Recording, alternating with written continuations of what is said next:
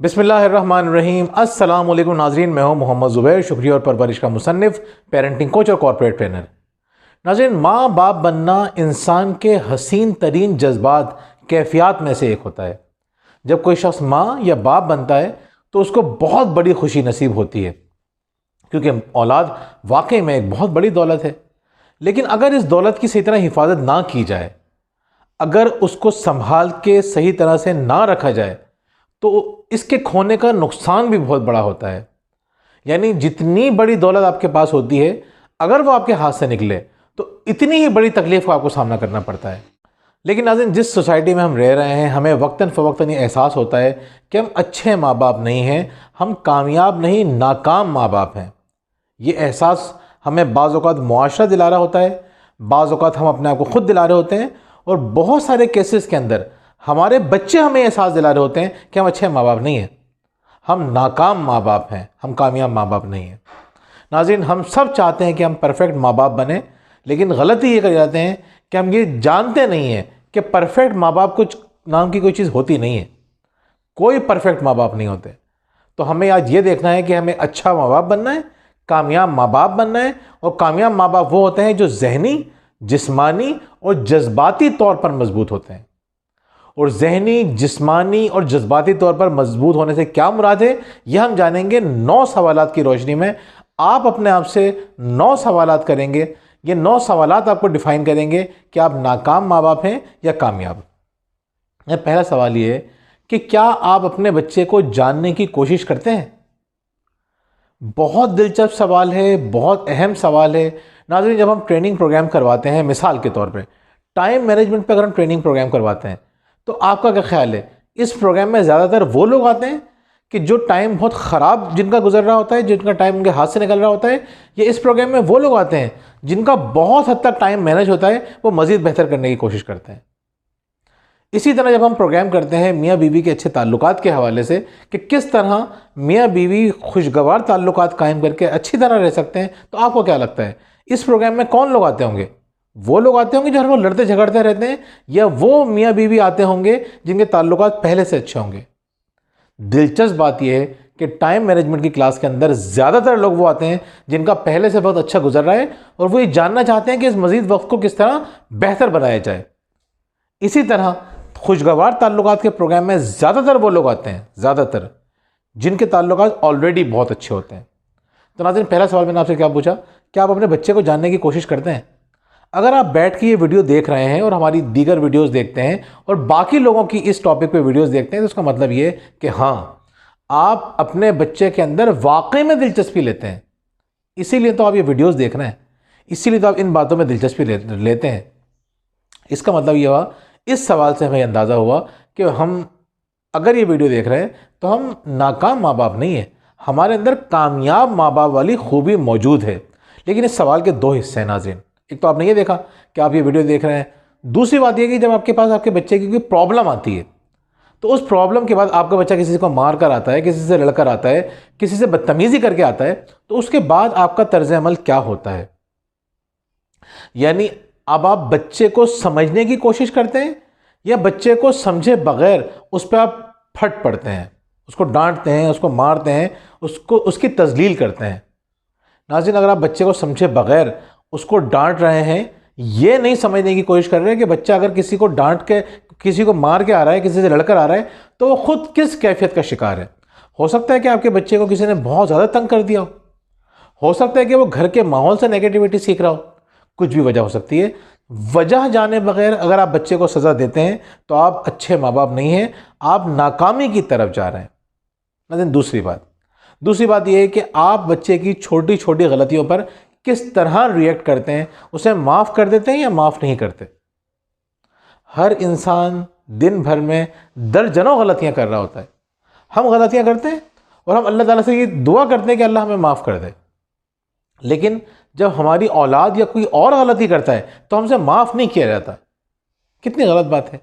नाज़रीन, अगर आप अपने बच्चों की छोटी छोटी गलतियों को माफ़ नहीं कर रहे हैं, तो इसका मतलब ये है कि आप एक नाकाम वालिदैन बनने जा रहे हैं, जिसका खुमियाजा आपको भी भुगतना पड़ेगा, आपकी औलाद को भी भुगतना पड़ेगा।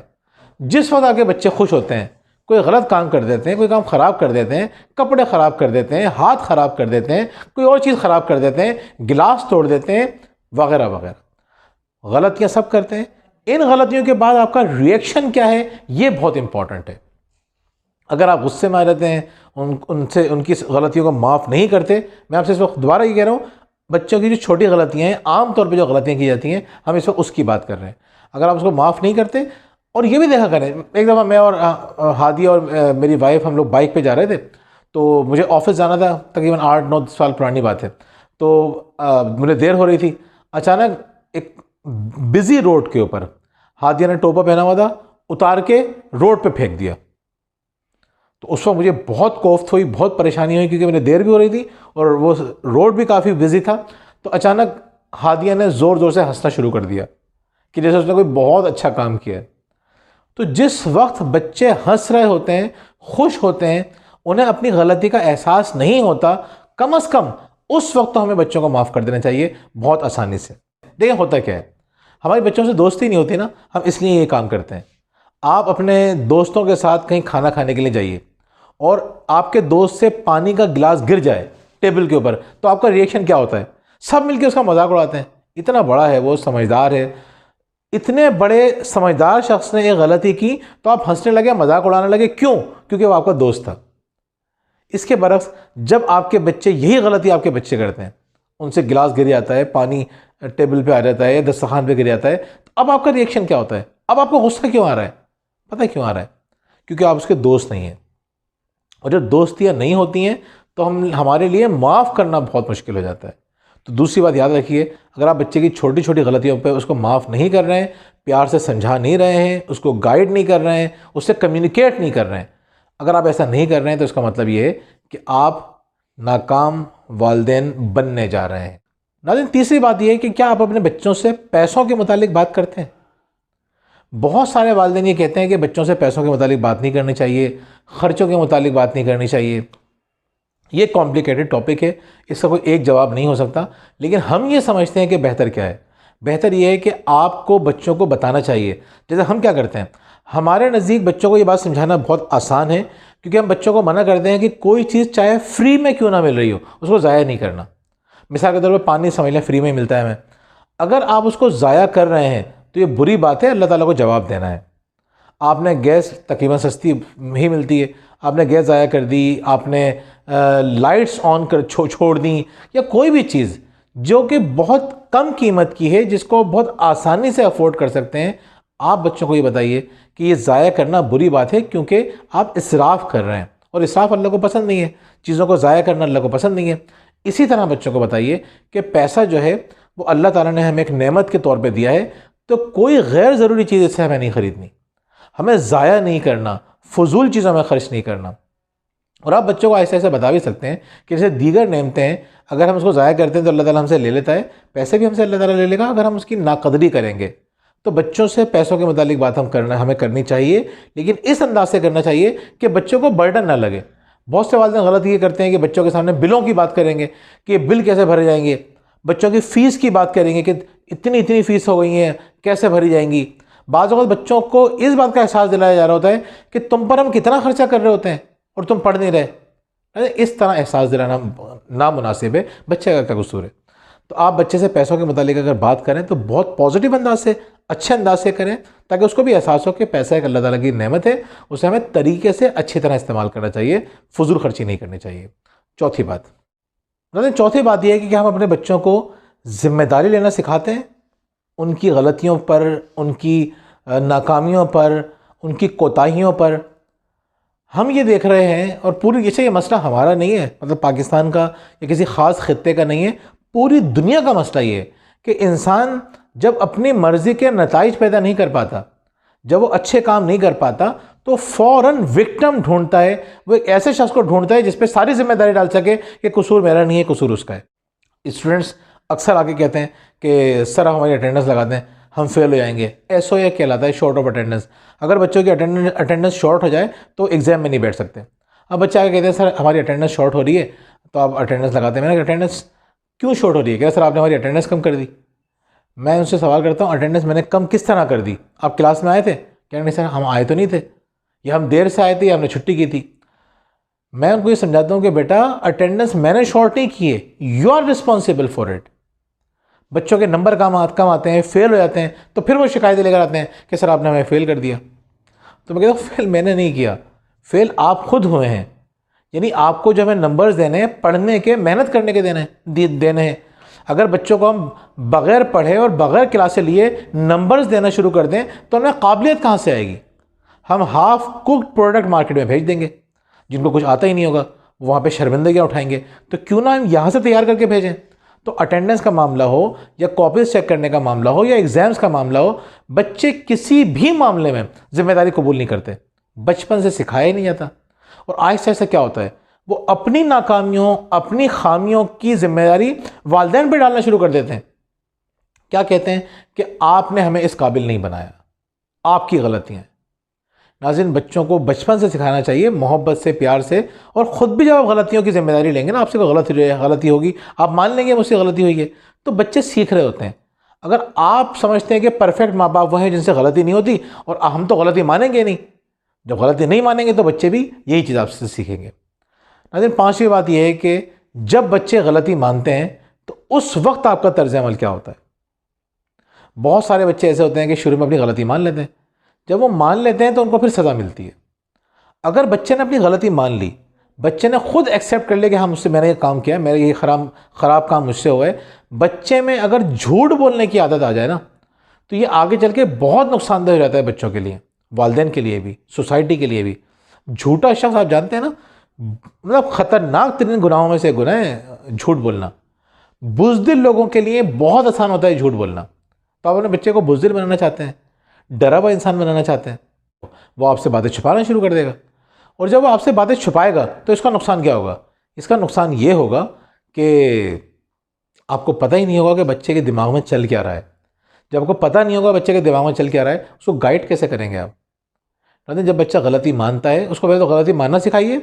गलती मानने के बाद ऐसा रिएक्शन मत दिखाइए कि बच्चा नेक्स्ट टाइम गलती करने के बाद सबके सामने करने के बाद भी मुकर जाए मैंने नहीं किया। तो ये बात बहुत इंपॉर्टेंट है कि गलतियों पर आपका रिएक्शन क्या होना चाहिए। ठंडे दिल से सोचिए, आपसे भी तो गलतियाँ होती हैं ना, तो आप जब अपने आप को माफ़ करते हैं तो वही बात जो हमने पहले की है, बच्चों को भी माफ़ करना चाहिए। नहीं, छठी बात ये है कि क्या आप बच्चे को एहसास दिलाते हैं कि आप उससे मोहब्बत करते हैं। आजकल की नस्ल का एक बहुत बड़ा मसला ये हो गया कि उनको ये लगता है कि हमारे माँ बाप हमसे मोहब्बत ही नहीं करते, उन्हें हमारी परवाह ही नहीं है। अच्छा, मोहब्बत का मतलब क्या समझते हैं बच्चे कि हमारी हर बात मान ली जाए तो मोहब्बत है। मोहब्बत ये नहीं है। मोहब्बत ये होता है कि आप उनसे बात करते हैं, उनको गले लगाते हैं, उनकी हौसला अफजाई करते हैं, नाकामियों में उनके साथ खड़े होते हैं, टफ़ टाइम में उनके साथ खड़े होते हैं, उनको शर्मिंदा नहीं करते, टॉन्टिंग नहीं करते, कंपेयर नहीं करते, पुरानी बातें दोहरा के उनको शर्मिंदा नहीं करते। मोहब्बत का मतलब होता है उनको ग्रो करना, उनको इस काबिल करना कि वो अपनी ज़िंदगी को खुद गुजारने के काबिल हो जाए। तो नाज़रीन, अगर आप उनसे मोहब्बत का मतलब होता है ग्रोथ, जो हम पहले भी बात कर चुके हैं। अगर आप किसी की मेंटल ग्रोथ नहीं कर रहे तो इसका मतलब आपको उससे मोहब्बत नहीं है। बहुत जल्द इस ग्रोथ के ऊपर हम एक वीडियो बनाएंगे जिसमें हम बताएंगे कि मियाँ बीवी की मोहब्बत का आपस में क्या ताल्लुक़ होता है और उससे मुराद क्या होती है। तो बच्चों की अगर आप मेंटल ग्रोथ नहीं कर रहे हैं, बच्चे को इस काबिल नहीं कर रहे हैं कि वो पढ़ाई में और लोगों से मिलने मिलाने के अंदर अगर उसमें कॉन्फिडेंस आप पैदा नहीं कर रहे हैं, तो इसका मतलब ये कि आप कामयाब नहीं, नाकाम वालिदैन की तरफ जा रहे हैं। नाज़रीन, सातवीं बात ये कि क्या आप बच्चे को सुनते हैं? हम बच्चों को सुनाना चाहते हैं, हम चाहते हैं कि बच्चा हमें समझे, गलती करते हैं। सेकंड स्टेप है ये। फर्स्ट स्टेप ये कि first understand then to be understood. पहले आप बच्चे को समझें तो सही। पूरी दुनिया मानती है इस उसूल को। आपने अगर पहले समझाना शुरू कर दिया ना, तो इसका नुकसान क्या होगा? वो कभी नहीं समझेगा। लेकिन पहले अगर आपने उसको समझने की कोशिश की, उसके बाद वो आपको समझना शुरू कर देगा। वो समझेगा कि आपको उससे मोहब्बत है, आपको उससे हमदर्दी है। लेकिन जो वालिदैन हर वक्त सुनाते रहते हैं और उससे बातें नहीं करते, उसको खंगालते नहीं है, जो हमने पहला पॉइंट बताया था, उसको समझने की कोशिश नहीं करते, तो इसका नुकसान ही होता है कि बच्चे वालिदैन से दूर हो जाते हैं। और जब बच्चे वालिदैन से दूर होते हैं, इसका एक ख़तरनाक नुकसान ये होता है कि वो उन लोगों के पास चले जाते हैं जो उनके अंदर उनके मफाद में अच्छे नहीं होते, जो अपने मफाद के बारे में सोचते हैं। वो अपने छोटे छोटे फ़ायदों के लिए इन बच्चों को इस्तेमाल करते हैं, इन्हें नुकसान पहुंचाते हैं। नाज़रीन, 8वीं बात यह है कि बच्चे के मुश्किल हालात में उसकी मदद करें। यानी बच्चा कभी भी प्रॉब्लम में होता है और हमें बाज़ों का अंदाज़ा ही नहीं होता कि वो किस प्रॉब्लम में है। यानी बच्चे के साथ कम्युनिकेशन का प्रॉब्लम होता है, उसको लोगों से बात करने में मुश्किल हो रही होती है, लेकिन आपने कभी रियलाइज़ ही नहीं किया कि बच्चे को बात करने में प्रॉब्लम हो रही है। वो नए लोगों से कैसे बात करता है, क्या वो मखसूस लोगों से बात करता है। यानी एक इशू है ये। मैं जब क्लास में पढ़ाने के लिए जाता हूँ तो मुझे अंदाज़ा हो गया है कि बच्चे चाहते हैं कि हमेशा एक मखसूस जगह पे मखसूस दोस्तों के साथ बैठें। तो सबसे पहला काम मैं ये करता हूँ कि उन सबकी सीट्स चेंज करवाता हूँ। एक बड़ी मज़ेदार सी एक्टिविटी होती है जिसमें हर बच्चा नए बच्चे के साथ बैठता है, हर दफ़ा नए शख्स के साथ बैठता है। तो आहिस्ता आहिस्ता उनकी दोस्तियाँ ज़्यादा लोगों से बढ़ती हैं। जितने ज़्यादा लोगों से उनकी दोस्तियाँ बढ़ेंगी वो उतने ज़्यादा कॉन्फिडेंट हो जाएंगे, फ्यूचर में उतना ज़्यादा फ़ायदा उठाएंगे। तो नाज़रीन, ये तो एक प्रॉब्लम बता रहा हूँ। बच्चा जहाँ जहाँ मुश्किल का शिकार है वहाँ वहाँ उसकी मदद कीजिए। मदद कैसे करेंगे, उस टफ़ टाइम में बच्चे की कैसे मदद करनी है, ये एक अलहदा टॉपिक है, बहुत बड़ा टॉपिक है।